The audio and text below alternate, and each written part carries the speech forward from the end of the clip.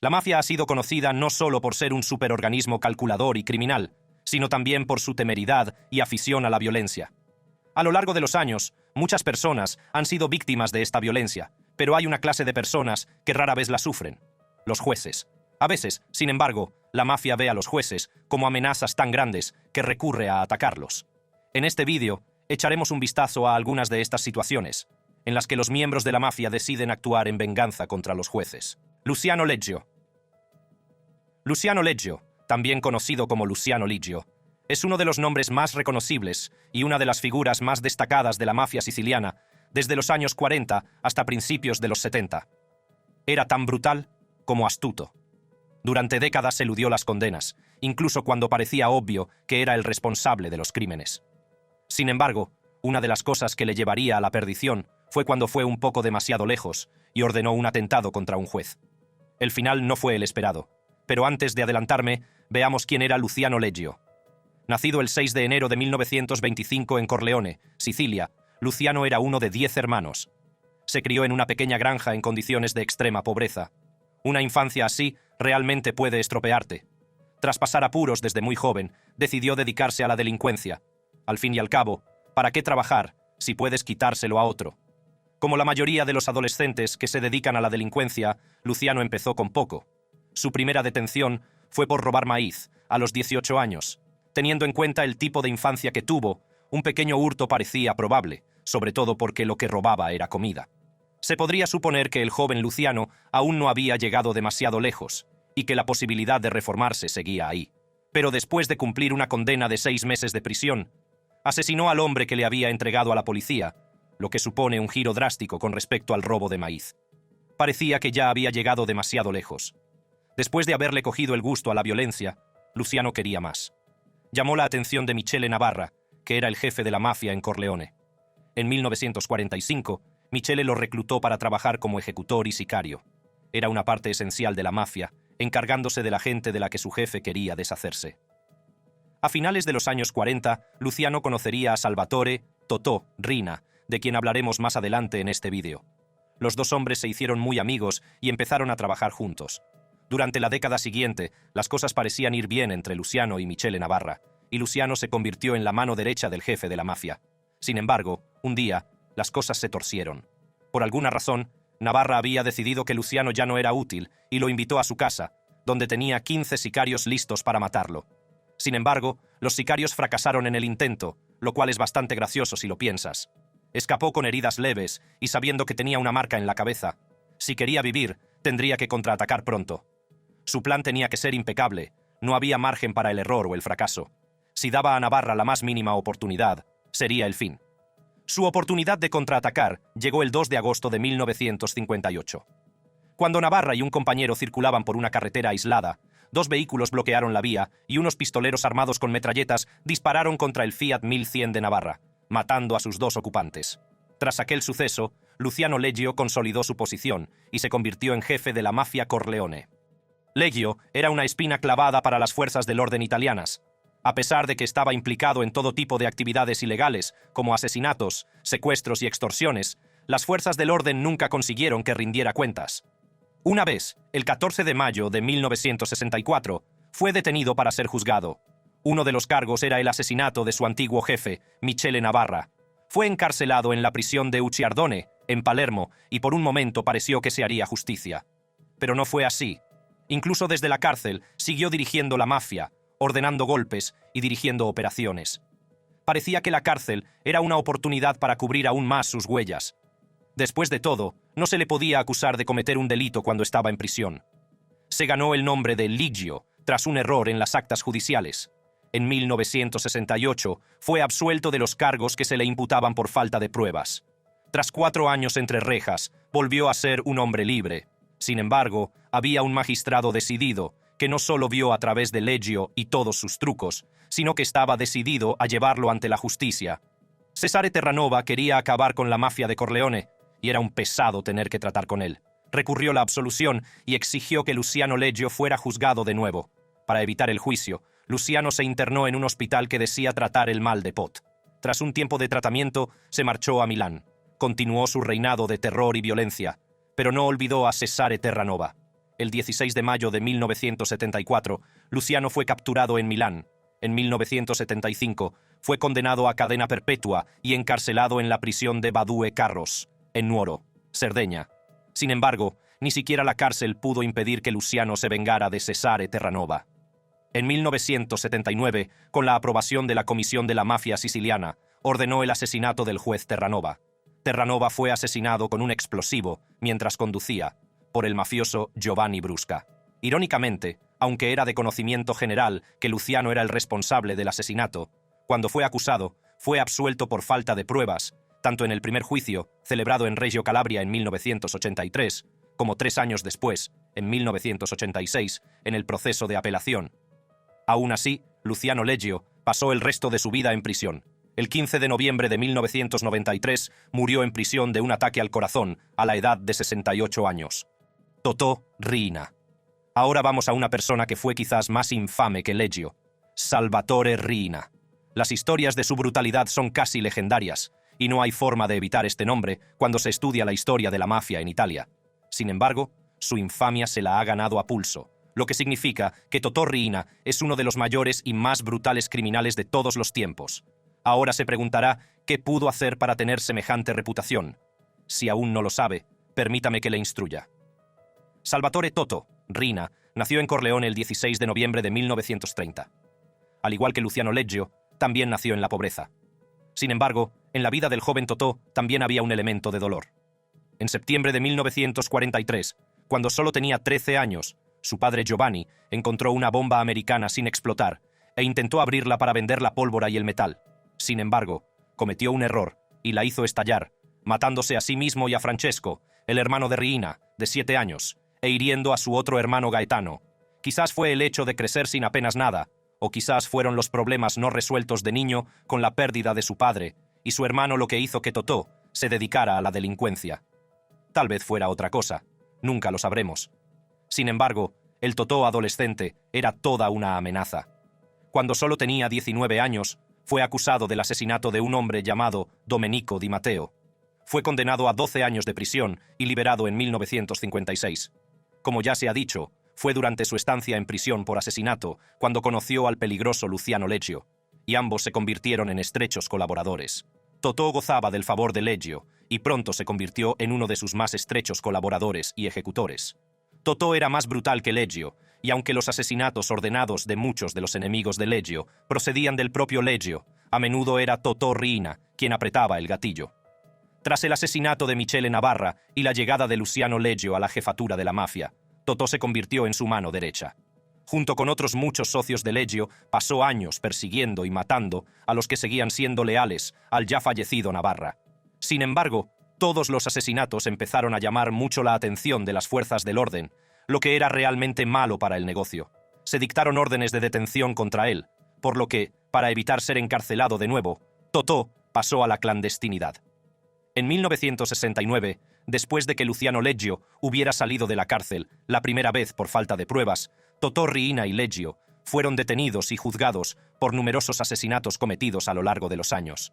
Sin embargo, no tenían ninguna intención de volver a ir a la cárcel, por lo que hicieron todo lo que estuvo en su mano para que el caso no llegara lejos.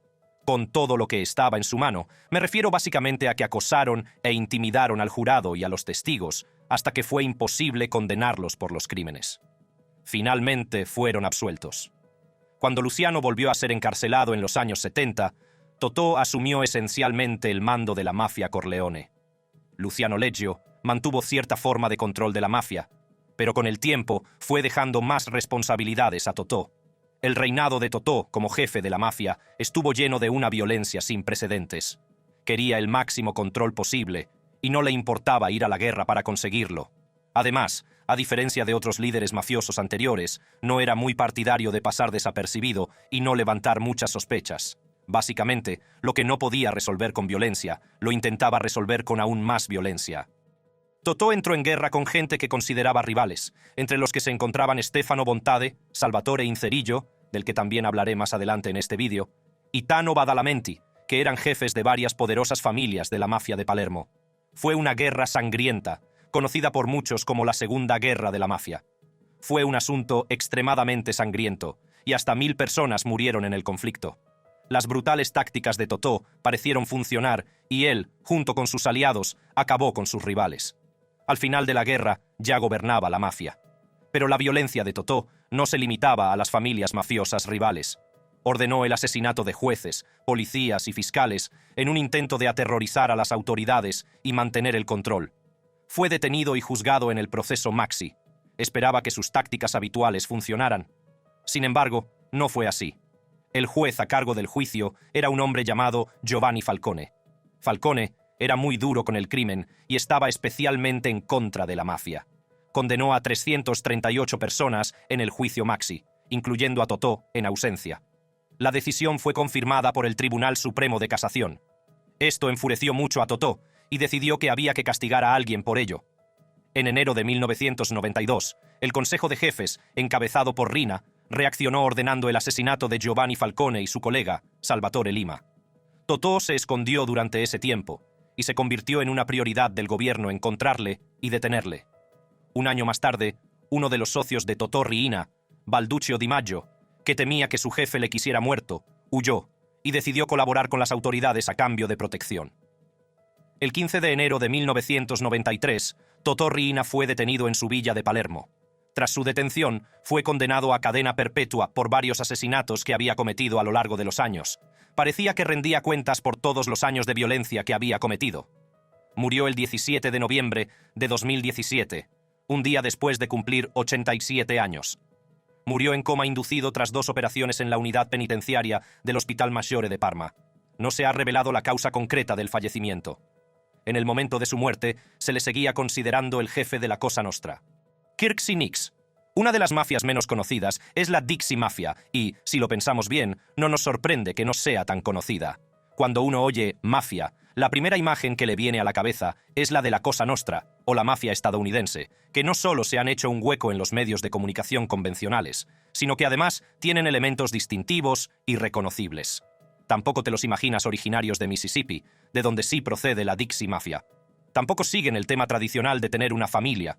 En su lugar son más según el FBI, la Dixie Mafia. No tenía vínculos con la Cosa Nostra. Era una confederación de matones y delincuentes que desarrollaban su actividad criminal en el sureste de Estados Unidos. Cuando se corrió la voz de que Biloxi, con su historia de clubes de striptease y juego ilícito, era un refugio seguro, los criminales se instalaron allí. Fue en esta mafia donde la siguiente persona de esta lista, Kirksey Nicks, se hizo un nombre. Kirksey McCord Nicks era un personaje bastante interesante. Nació en 1943, en Oklahoma. Kirksey Nicks estaba en línea a los nombres anteriores en esta lista. No nació en la pobreza. De hecho, su familia era bastante distinguida. Su padre, Kirksey McCord Nicks Sr., era un jurista muy respetado en el estado de los Sooner y sirvió tanto en la Cámara de Representantes de Oklahoma como en el Senado del estado, antes de ocupar un escaño en el Tribunal de Apelaciones Penales de Oklahoma. Esto ya de por sí suena bastante impresionante, pero es que la madre de Kirksey, Patricia, era igual de impresionante. Fue una de las primeras mujeres en ejercer la abogacía en Oklahoma. Kirksey fue por primera vez a Biloxi en 1962, como aviador de 19 años, destinado en la base aérea de Keesler. Cabría pensar que, teniendo la clase de padres que tenía, se interesaría por la política o las humanidades, pero no fue así. Le interesaban más las actividades ilegales. Aunque se había metido en problemas con las autoridades algunas veces mientras estaba en Oklahoma, no fue hasta que llegó a Mississippi cuando se metió de lleno en la vida criminal. Había conocido a un socio de su padre, un hombre llamado Mike Gillich, propietario de una serie de moteles y clubes nocturnos en The Strip. Estos lugares eran también puntos calientes para todo tipo de actividades ilegales, como el juego y la prostitución. Kirksey encajó perfectamente, y pronto Mike Gillich y él se hicieron amigos y empezaron a trabajar juntos. Al principio, Kirksey Nicks era un empleado de Gillich. Ayudaba a organizar muchas de sus operaciones, pero pronto empezó a hacerse un nombre en el submundo criminal. Desde estafas menores hasta apuestas, drogas y prostitución, estaba involucrado en todo lo que se le ponía por delante. El uso que hacía de los moteles de The Strip hizo que también conociera y colaborara con otros delincuentes, y pronto reunió a un grupo de inadaptados que siempre buscaban hacer dinero, costara lo que costara. Los negocios de Mike Gillich se convirtieron en un punto de encuentro para estas personas, y pronto formaron una organización conocida como la Dixie Mafia, con Kirksey Nicks a la cabeza de la organización. La Dixie Mafia fue responsable de muchas atrocidades, incluido el asesinato. El primer gran asesinato del que se les acusó fue el de la esposa del sheriff Beaufort Pusser, Pauline. Según Pusser, que también fue atacado pero sobrevivió, la mañana del 12 de agosto de 1967 se pusieron en contacto con él para informarle de unos disturbios en New Hope Road, en el condado de McNairy. Pusser respondió y su esposa Pauline le acompañó. Poco después de pasar junto a la iglesia metodista de New Hope, un coche se detuvo junto a ellos y abrió fuego, matando a Pauline y dejando a Pusser gravemente herido. Sin embargo, ni Kirksey Nix ni el resto de la mafia de Dixie asumieron nunca la responsabilidad de este crimen, ni pudieron ser condenados por ello. Sin embargo, Kirksey sí fue condenado por el asesinato de otro hombre. En 1972 fue condenado por el asesinato de un hombre llamado Frank Corso, que era ejecutivo de una tienda de comestibles de Nueva Orleans, al irrumpir en su casa y empezó a cumplir cadena perpetua sin libertad condicional. También fue condenado, más tarde, por su implicación en el asesinato por encargo en 1987 del juez Vincent Sherry y su esposa, la concejala Margaret Sherry. Nix siguió delinquiendo incluso dentro de la cárcel. Montó una estafa para aprovecharse de hombres gays solitarios a los que hacía enviarle dinero. Ponía anuncios en los periódicos. Cuando los hombres respondían a los anuncios, les decía que tenía problemas económicos y que necesitaba que le enviaran dinero. Esperaba conseguir suficiente dinero a través de estas estafas para poder comprar su salida de la cárcel, y ganó cientos de miles de dólares realizando estas estafas. Sin embargo, las cosas no salieron según lo previsto, y finalmente lo atraparon. Cuando fue interrogado, dijo lo siguiente: «Usted sabe, Janis Joplin, dijo que la libertad es solo otra palabra para nada que perder. Si nunca me vas a dejar salir de la cárcel y estoy cumpliendo una cadena perpetua, me sentí como, ¿qué demonios? Ya sabes, voy a hacer lo que quiero hacer». Fue condenado de nuevo por fraude electrónico, además de sus condenas anteriores, y actualmente sigue en prisión en la Institución Correccional Federal de El Reno, Oklahoma, donde probablemente pasará el resto de su vida. Mike Gillich se convirtió en informador del Estado a cambio de una reducción de condena. En julio de 2000, tras pasar 9 años en prisión, fue puesto en libertad. Falleció en 2012 a la edad de 82 años. Salvatore Inzerillo. Volvemos ahora a Italia, donde la siguiente persona de esta lista, Salvatore Totuccio Inzerillo, gobernó como figura prominente de la mafia siciliana. En el apogeo de su poder, fue uno de los jefes mafiosos más poderosos de toda Italia. Nació el 20 de agosto de 1944. Parecía destinado desde su nacimiento a formar parte de la mafia. Era sobrino del mafioso Rosario Di Maggio. Di Maggio formaba parte del Mandamenti Passo di Rigano, que a su vez formaba parte de la mafia de Palermo. Su estrecha relación con la mafia hizo que creciera muy influenciado por ella. Se casó con la hija de Rosario, su prima Giuseppa Di Maggio. Consolidó su lugar en la familia y empezó a labrarse su propia reputación. Cuando murió su tío, Salvatore le sucedió y se convirtió en miembro de la comisión de la mafia siciliana. La familia Inzerillo estaba emparentada por matrimonio no solo con los Di Maggio, sino también con los Spatola y los Gambino de Nueva York. Salvatore se basó en esto para formar una asociación con las familias que estableció empresas basadas en el interés colectivo. A su modo de ver, todos ganaban dinero y todos eran felices. Las familias decidieron que la venta de heroína iba a ser su camino. Al fin y al cabo, estábamos en los años 70, cuando el tráfico de heroína era bastante popular. No eran los únicos que traficaban con ella, pero tenían mucho éxito. Recibían morfina a base de Turquía, la transformaban en heroína en Sicilia y luego la transportaban y la vendían en América. La familia Gambino era una pieza importante en esta operación, ya que eran los que tenían la conexión y el poder en Estados Unidos para vender el producto. Esto les hizo muy ricos. Incluso fueron capaces de meter en la mezcla a gente como Stefano Bontade. La red Inzerillo, Spatola, Di Maggio, Gambino y otros proveedores sicilianos dominaron el tráfico de heroína desde mediados de los años 70 hasta mediados de los 80, cuando las fuerzas del orden estadounidenses e italianas consiguieron por fin orientarse y tomar medidas drásticas contra el tráfico. Para entonces, las familias ya habían ganado millones. Según Giovanni Falcone, sí, el mismo Falcone que fue asesinado por Totò Riina, encargado de investigar el caso del tráfico de heroína, el grupo había ganado unos 600 millones de dólares. Eran un gran dolor de cabeza para las fuerzas del orden, y los fiscales intentaban día y noche llevar a las familias ante la justicia.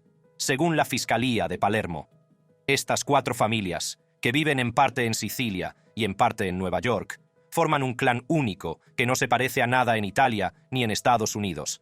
La familia más potente de la Cosa Nostra. John Gambino Es el punto de convergencia en Estados Unidos de todas las actividades del grupo en Italia y el destino final de sus envíos de droga. Salvatore Inzerillo se ha convertido en el principal interlocutor de los hermanos Gambino, el personaje central en Sicilia, con innumerables intereses y fuertes inversiones de capital. Rosario Spatola está justo por debajo de ellos en la estructura. La venta de heroína no era lo único en lo que estaba involucrado Salvatore Inzerillo. Era un miembro de la mafia, después de todo, y la violencia se utilizaba a menudo como herramienta para intimidar y tratar con los enemigos. Como ya se ha dicho, los jueces no solían ser objetivo de la mafia. Sin embargo, a veces ciertos jueces molestaban a la mafia lo suficiente como para merecer su atención y sus ataques. Uno de ellos fue Gaetano Costa, que había firmado 53 órdenes de detención contra el clan Spatola Inzerillo Gambino y su red de tráfico de heroína en mayo de 1980. Salvatore Inzerillo se enfadó sin duda por ello y ordenó el asesinato del juez. Gaetano Costa fue asesinado el 6 de agosto de 1980. Sin embargo, un error que cometió Salvatore fue actuar sin pedir permiso a la comisión de la mafia antes del golpe. El permiso era necesario porque el asesinato estaba planeado en territorio rival y tenía que demostrar que podía hacerlo sin cabrear a los rivales y sin provocar agresiones. Este acto provocó la actuación de los Corleonesi, encabezados por Totò Riina. El 11 de mayo de 1981, Salvatore Inzerillo salía de casa de su amante en Palermo, cuando fue abatido por una lluvia de balas de AK-47 mientras se dirigía a su coche. Irónicamente, el coche era nuevo y a prueba de balas, y si hubiera conseguido entrar en él antes del tiroteo, probablemente no le habrían matado ese día. La muerte de Salvatore Inzerillo, así como la de Stefano Bontade, asesinado un mes antes que él, desencadenó el inicio de la Segunda Guerra de la Mafia, que se prolongó durante casi 2 años y en la que murieron cientos de personas, mientras Totò Riina y los Corleonesi diezmaban a sus rivales para hacerse con el control de la Cosa Nostra. En la Segunda Guerra de la Mafia hubo muchas bajas en la familia Inzerillo. Uno de los hijos de Salvatore y su cuñado fueron algunas de las bajas, así como muchos de sus socios y asociados. Al final de todo, Totò Leggio salió vencedor, a costa de la diezma de múltiples familias de la mafia. Sin embargo, no todos los miembros de la familia Salvatore Inzerillo fueron asesinados, y con la ayuda de algunas familias como los Gambino, consiguieron salir de Sicilia y llegar a Nueva York, con la promesa de que nunca volverían. Sin embargo, las cosas cambiaron en 2004, cuando Rosario Inzerillo, un hermano de Salvatore, regresó a Palermo con la aprobación de Salvatore Lo Piccolo, uno de los principales jefes de la mafia. El único hijo superviviente de Salvatore Inzerillo, Giovanni Inzerillo, regresó también para reabrir la casa familiar después de 25 años. Este movimiento ha puesto bastante nerviosos a gente como Antonio Rotolo, aliado de los Corleonesi, ya que espera que los Inzerillo quieran vengarse por lo ocurrido durante la Segunda Guerra de la Mafia. Bernardo Provenzano. Un nombre del que casi seguro ha oído hablar si es un gran aficionado a la historia de la mafia es Bernardo Provenzano. El fantasma de Corleone, como se le llamaba, fue una figura muy destacada de la mafia, que se ganó el título de jefe de todos los jefes, y era conocido por su mente calculadora y su disciplina. Bernardo nació en Corleone, Sicilia, el 31 de enero de 1933. Era el tercero de 7 hermanos, y sus padres, Angelo Provenzano y Giovanna Rigoglioso, eran agricultores. Procedente de una familia humilde, Bernardo Provenzano no tuvo mucho en su infancia. En segundo curso, dejó la escuela para ayudar a su padre en la granja. Parece el tipo de cosa que no se debería obligar a hacer a un niño pequeño, pero de nuevo, la familia era pobre. Al crecer, fue fuertemente influenciado por la mafia. Era Corleone, después de todo, donde la mafia tenía uno de sus más fuertes asideros en el siglo XX. Quería formar parte de esa vida y en cuanto pudo, se hizo mafioso. Pertenecer a la mafia tiene sus ventajas. Para empezar, paga literalmente. También te da una buena cantidad de influencia. Nadie quería meterse con la mafia, aunque fuera con un soldado de infantería.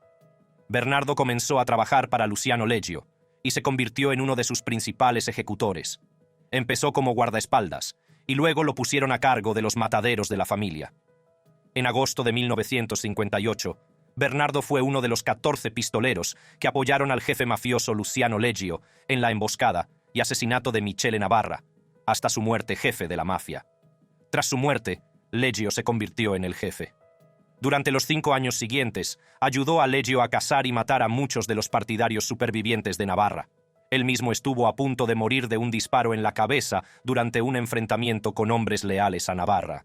Más tarde, al ser interrogado por la policía, dijo que no tenía ni idea de quién o por qué le habían disparado. Según él, acababa de estar en casa con su madre y sus hermanos. Después de comer con ellos, decidió ir al cine cuando sintió que algo le golpeaba en la cabeza y se desmayó. La policía se mostró escéptica ante su relato, pero no tenía pruebas para rebatirlo. Cuanto más hacía por Leggio, más podía confiar en él y más ascendía en los Corleonesi.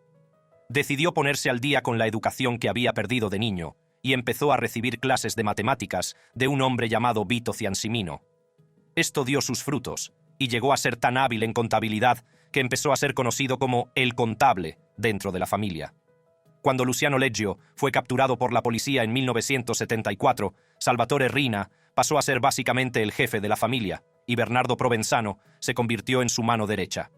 Era conocido por ser bastante calculador y cuidadoso, y con toda la violencia que había perpetuado, también era conocido por ser inteligente y centrarse en tratos que hicieran ganar más dinero a la familia. Sin embargo, participó activamente en la Segunda Guerra de la Mafia.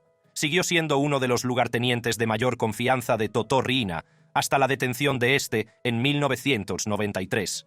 Tras el arresto, en una reunión en Villabate, se decidió que tanto Bernardo Provenzano como Leoluca Bagarella se encargarían de controlar a los Corleonesi. Sin embargo, solo 2 años más tarde, el propio Bagarella fue arrestado, y Bernardo tomó las riendas de los Corleonesi y de toda la Cosa Nostra en solitario. Para entonces, sin embargo, ya había sido condenado a cadena perpetua in absentia en 1987 en el juicio Maxi. Bernardo Provenzano ha sido condenado por el asesinato de varios jueces, además de haber sido condenado por los asesinatos de Cesare Terranova y Giovanni Falcone.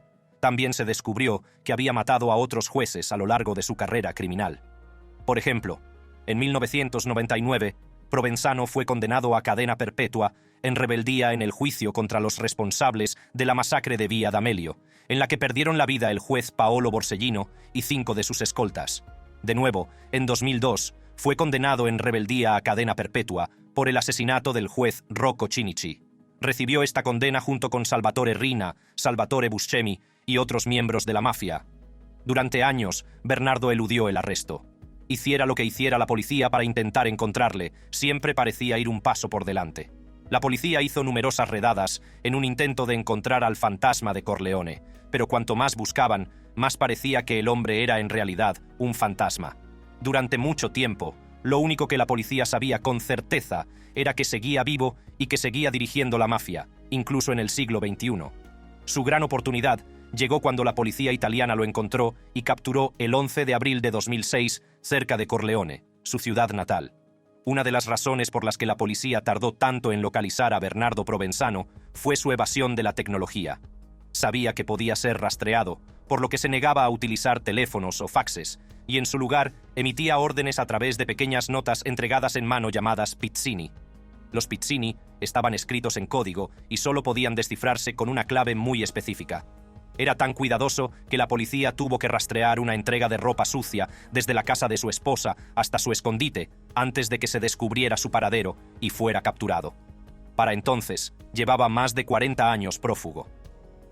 Bernardo Provenzano falleció el 13 de julio de 2016 en el Hospital San Paolo de Milán por complicaciones derivadas de un cáncer de vejiga. Tenía 83 años en el momento de su muerte. Fue incinerado y su familia enterró sus cenizas en Corleone.